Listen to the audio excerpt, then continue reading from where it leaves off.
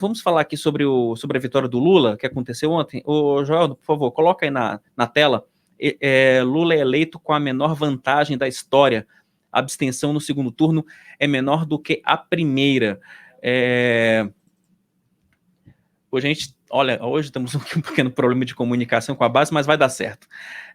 Os números da eleição, né, apontam aí que Lula obteve contra Jair Bolsonaro a vitória mais apertada em um segundo turno presidencial na história do país, né? O petista obteve aproximadamente 60 milhões de votos contra 58 milhões de Jair Bolsonaro. Só para a gente ficar um pouco ligado nesses números, o que acontece? Em 2014, quando até então ocorrera a eleição mais disputada da história, a Dilma venceu o Aécio por uma diferença de 3,5 milhões de votos, tá? Então, vejam aí que o quão foi apertada essa votação. E assim, gente, só para falar alguma coisa também, eu vi um chat aqui, alguma pessoa comentando, o Nordeste, não sei o quê, periri parará. Gente, se você for comparar 2018 com 2022, o Bolsonaro teve mais votos em 2018 e em 2022 em São Paulo, Minas e Rio de Janeiro do que ele teve em 2018. E no Nordeste ele teve um pouco...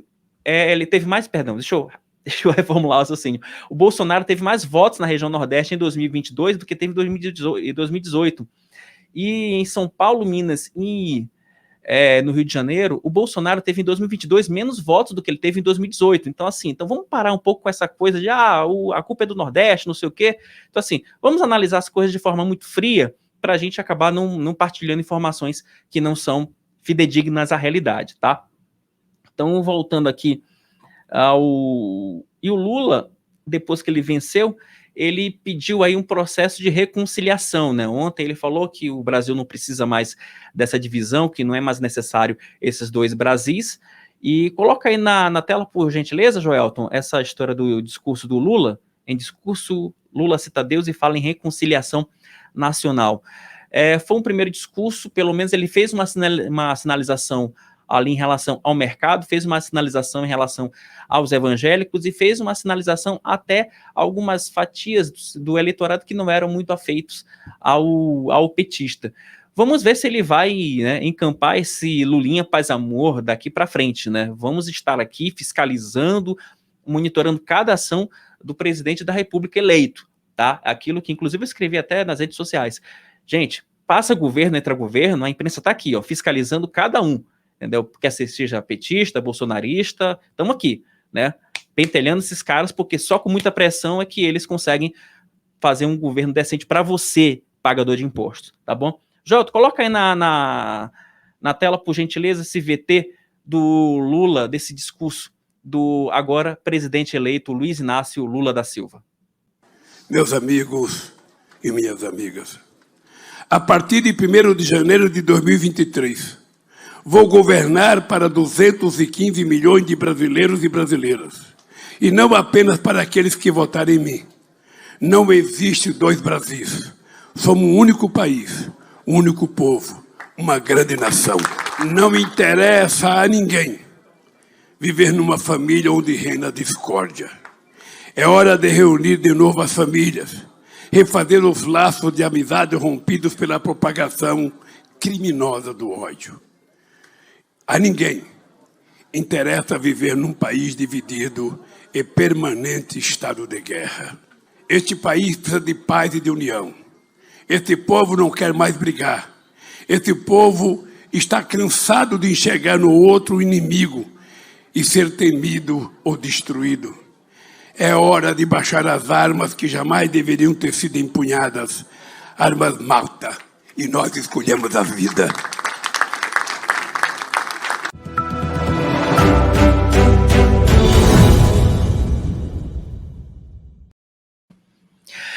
O fato é que, tendo aí pacificação ou não pacificação, o fato é que o PT já trabalha na transição, tá? Como a gente falou agora há pouco ali no papo com o Rodrigo Oliveira, coloca na tela por gentileza, Joelton. O Alckmin deve ser o nome que vai coordenar a transição do governo Lula, né? Eu publiquei uma nota agora há pouco mais cedo para vocês, que o ex-governador de São Paulo, ele é tido como o homem que vai ajudar a coordenar aí a transição. É um processo que ele vai demorar aí aproximadamente 1 mês e meio, 2 meses. Essa transição acontece aqui em Brasília, no prédio do CCBB, e a expectativa é que o PT já entregue a lista com 50 nomes para o governo federal até a próxima quinta-feira. Esses nomes ainda estão sendo levantados, mas, enfim, o governo federal já está em aí esse trabalho, né, para pegar toda essa documentação do governo federal atual, fazer uma análise e começar os trabalhos em 1º de janeiro de 2023. Tem uma pergunta aqui do Elilton Magno. Inclusive, gente, olha, a propósito, façam pergunta no Superchat, tá? Então, por favor, fiquem à vontade, perguntem. Assim que a gente conseguir responder, né, eu não prometo responder tudo, mas o possível eu vou conseguir responder. Deixa eu ver a pergunta aqui do Jailton, do Elilton, perdão. Vocês acham que as Forças Armadas iam ter continência para uma pessoa? Esperem pelos próximos capítulos. Eu conversei, inclusive, durante o final de semana com alguns integrantes das Forças Armadas, e aquilo que eles já me falavam há alguns meses, eles não iam embarcar numa aventura golpista ou coisa parecida, tá?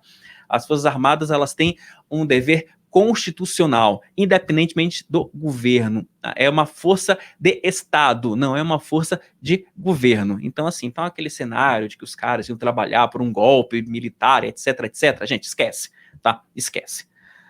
Falando em chefe de Estado, alguns chefes de Estado deram parabéns ao Lula.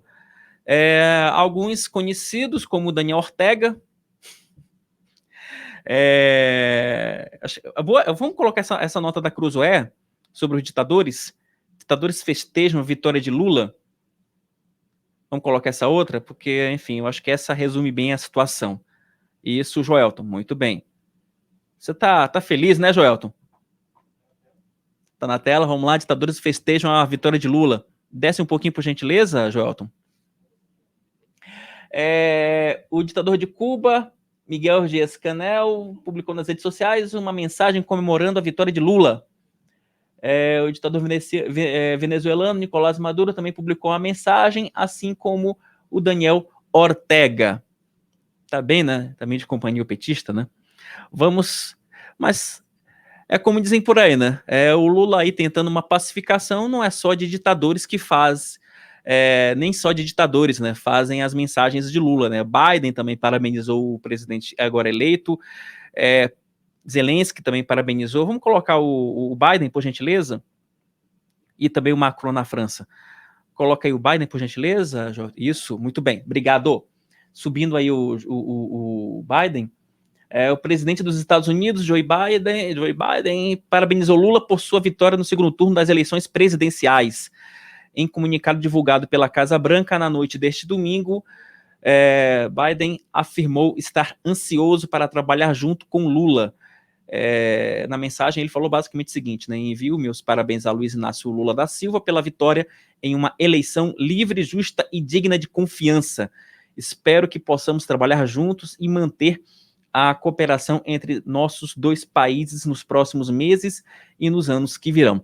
Hoje à tarde, só para a gente complementar essa informação, hoje à tarde o Biden ele ligou pro agora presidente eleito durante a tarde, e ele também já fez, ele reafirmou essa mensagem de que pretende se aproximar do Brasil nos anos Lula, né? É bom lembrar que, enfim, de novo, muda a gestão. Nos Estados Unidos, o presidente da República, ele tinha uma aproximação com o Trump, enfim, tentou fazer da política externa brasileira quase como um puxadinho dos Estados Unidos. Ontem o Lula, no seu discurso de vitória, ele falou de soberania, né? Falou que o Brasil vai trabalhar pela soberania. Vamos ver, né? Se nessa aproximação com Biden, de fato, o Brasil vai ter essa soberania, se vai ser uma soberania real ou se vai ser mais um puxadinho dos Estados Unidos. Enquanto o Lula fala em reconciliação, etc., o Bolsonaro, por sua vez, está calado, né? Não quer papo com ninguém. Já são quase 24 horas de silêncio. E coloca na tela, Jota, por favor, sobre esse PT que diz que ainda não recebeu o contato do governo para transição. Por favor, coloca na tela, querido, por gentileza. Essa primeira, isso, obrigado. Hoje, a presidente do PT, a Gleisi Hoffmann, afirmou que a coordenação da equipe de Lula ainda não recebeu um contato do governo federal para tratar da transição. em conversa com jornalistas em São Paulo, a presidente nacional do PT disse que a legislação prevê que o processo comece em até 48 horas após as eleições e que o partido quer evitar a judicialização do caso. O PT já, enfim, está especialista em matéria de judiciário, né? Os caras judicializam tudo. Segundo ela, é ruim para o Brasil. Agora nós temos uma legislação que diz respeito à transição, temos instituições sólidas no país, e isso vai garantir que a gente faça a transição do governo, independentemente do presidente Jair Bolsonaro. O presidente da República, ele ainda está um pouco recluso em relação a essa transição, né? Eu não sei se a gente consegue pegar na tela, porque eu não coloquei aqui na pauta, Joelton. Eu dei uma nota durante a tarde de hoje, falando que o presidente da República ele foi aconselhado por seus principais auxiliares a reconhecer a derrota reconhecer a derrota, né?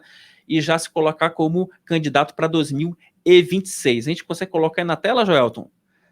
Isso. Cara, vocês são maravilhosos. Vou te falar uma coisa. Ter uma equipe entrosada assim facilita o trabalho de qualquer um, por mais inexperiente que seja. Bolsonaro é aconselhado a reconhecer a derrota mirando a eleição de 2026. Vamos subir um pouquinho, por gentileza? Jair Bolsonaro foi aconselhado hoje pela manhã por aliados a reconhecer a derrota para Lula, né? Conforme apurou esse site, Bolsonaro conversou com o seu candidato a vice, o general Braga Neto, e com o senador Flávio Bolsonaro, seu filho. Também fizeram parte ali dos encontros o general Augusto Heleno, da Secretaria-Geral da Presidência da República, Luiz Eduardo Ramos, né? Augusto Heleno é do GSI, né? Nessas conversas, o que o presidente ouviu? Que era importante ele reconhecer que ele recebeu 58 milhões de votos. É importante ele fazer esse gesto para a base bolsonarista. Afinal de contas, ele foi o candidato derrotado que deixou o Lula de fato emparedado em um segundo turno. Queira ou não, eu estou falando aí de metade do eleitorado. Não é pouca coisa. São 58,2 milhões de votos, que eles precisam sim ser agradecidos, independentemente da posição política, né? E uma informação que eu tive agora há pouco, já no final da tarde, é que o presidente deve, de fato, falar ainda hoje sobre isso, mas não necessariamente reconhecer a derrota. Deve agradecer os votos e colocar como grande nome da oposição para 2026, mas não necessariamente reconhecer, dizer ou parabenizar o Lula pela vitória. Pelo menos já é um cenário menos tumultuado do que a gente imaginava. Coloca aí na tela, Joelton, a manifestação do Flávio Bolsonaro, por gentileza, o filho do presidente da República.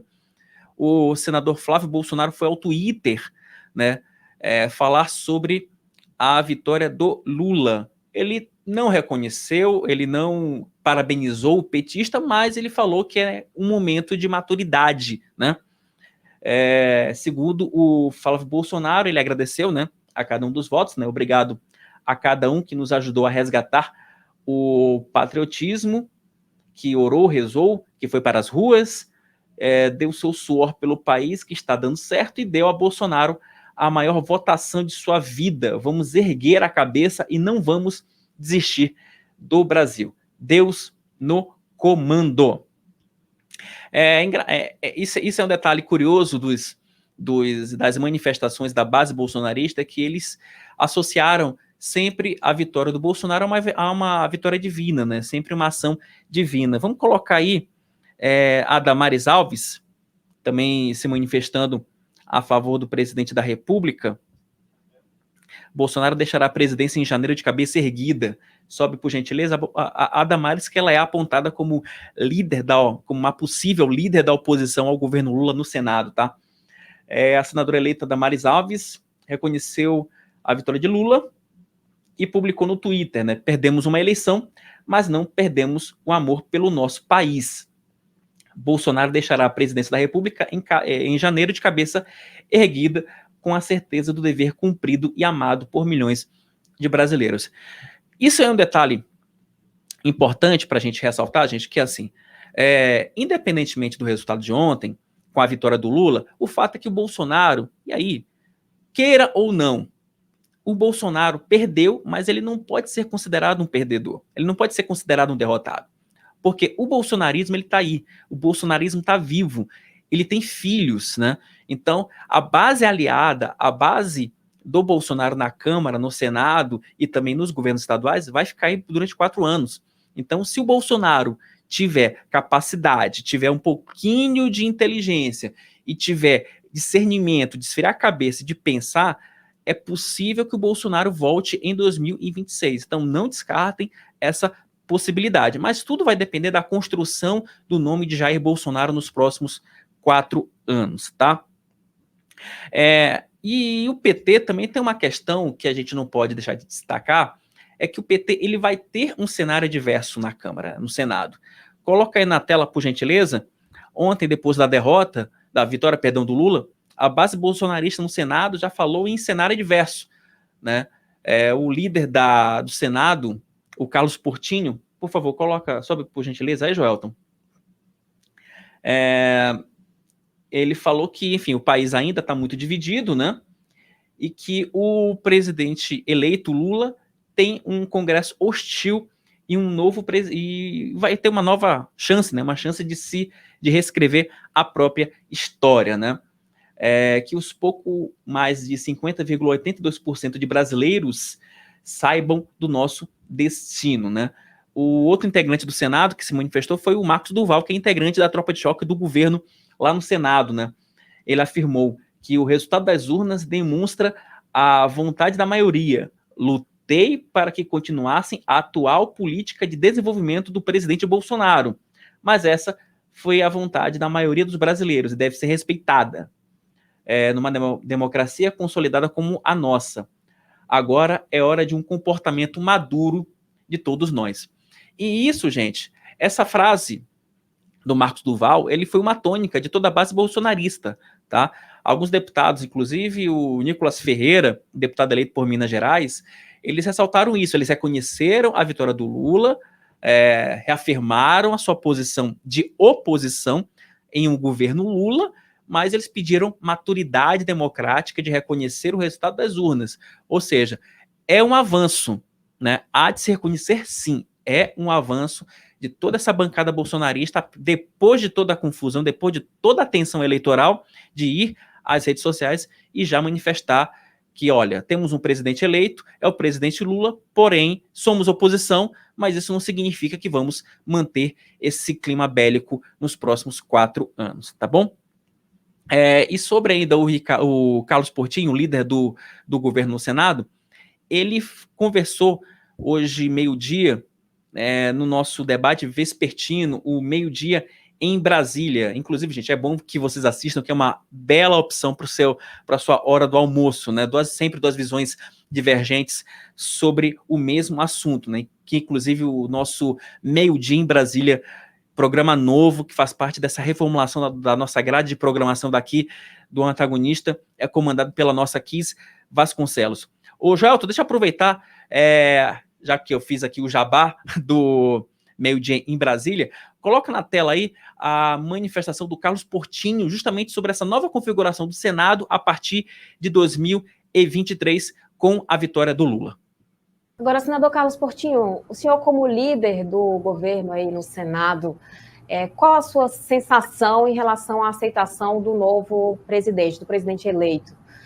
O senhor sente que vai ter uma boa aceitação ou a negociação talvez seja um pouco mais delicada, pelo menos nesse primeiro momento? Olha, isso é interessante, né? O presidente Lula, nas suas últimas gestões no passado, ele não enfrentou uma oposição tão bem articulada, tão bem consolidada, quanto formou, esse é um mérito, inclusive, do presidente Bolsonaro. Na eleição passada, o presidente Lula havia aí uma oposição do PSDB, mas nada parecido, certamente, com as posições firmes que tem esses parlamentares eleitos pelo presidente Bolsonaro. Então, acho que ele vai enfrentar um cenário adverso, um ambiente diferente do que foi na sua primeira gestão. Mas, como eu digo, fora as pautas econômicas, que divergimos muito, né? E ele vai ter que saber lidar com essa divergência para poder construir com as diferenças. No mais, nenhum de nós, nenhum brasileiro pode querer o mal para o nosso país. Nem o presidente Bolsonaro, eu tenho certeza, passado esse momento que é natural, uma ressaca eleitoral, isso todo mundo tem, quem já concorreu e perdeu eleições sabe como é, mas eu tenho certeza que o próprio presidente, ele quer a sua base unida, o presidente Bolsonaro, ele quer a sua base unida, ele tem um mérito de ter formado essa nova geração de líderes, né? Temos aí muitos nomes para o futuro, né? Inclusive na sua própria base, feito por ele.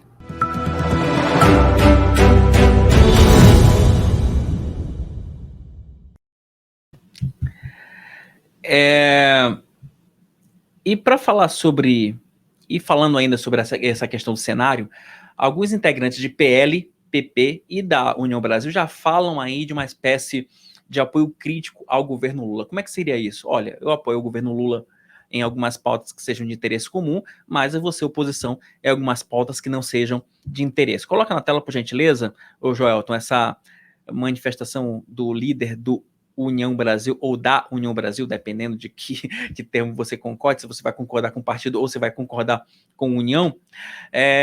União Brasil já fala em apoio crítico ao governo Lula. Descendo aí, por gentileza. O partido deve realizar na primeira quinzena de novembro uma ampla reunião da Executiva Nacional da sigla com deputados federais, senadores e governadores para discutir o posicionamento do partido ao longo do governo Lula. O líder da sigla na Câmara, né, o deputado Elmar Nascimento, ele falou para a gente o seguinte, que você pode ajudar o país a se desenvolver sem necessariamente fazer parte dele. Coloca um pouquinho, por gentileza, lá embaixo.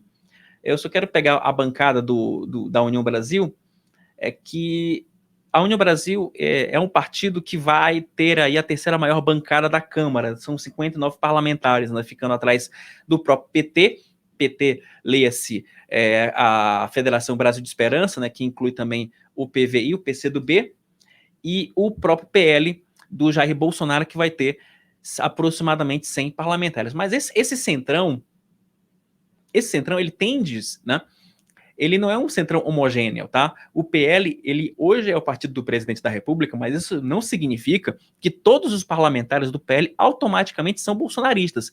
Tem uma ala do PL que é petista, e tem uma ala que é né? Nem PT, nem Lula, e vai se manifestar de acordo com os próprios interesses ou os interesses do seu estado, tá bom? Ainda, e sobre essa questão desse centrão bolsonarista, e como é que essas placas tectônicas da política, elas se adequam de acordo com o passar dos acontecimentos, temos aí o Silas Malafaia, que foi um dos defensores da candidatura do Jair Bolsonaro, fez campanha, enfim, foi super criticado, e ele também se manifestou dizendo que a vontade soberana do povo se estabeleceu, né? O pastor falou basicamente o seguinte, né? A vontade soberana do povo se estabeleceu, não fui omisso nem covarde, tenho a minha consciência limpa do meu dever cumprido. A minha oração, como diz a Bíblia, é interceder pelas autoridades constituídas. Deus livre o Brasil do caos social, político e econômico. E só uma observação ainda falando sobre bancada evangélica, aproveitando esse gancho do Silas Malafaia, a nossa repórter, a nossa Júlia Schiafarino, ela conversou com alguns integrantes ali da bancada evangélica, e aí uma piadinha ali de bastidor, é que o Bolsonaro não se manifestou até agora porque ele estava esperando ressuscitar o terceiro dia. O problema é que na contagem da ressurreição bolsonarista se daria justamente no dia 2 de novembro, né, dia de finados, né, então não é o dia mais adequado para ele se pronunciar. Lógico, enfim, uma piadinha de bastidor, mas é provável mesmo que o Jair Bolsonaro vá se manifestar ainda na noite de hoje, 31 de outubro.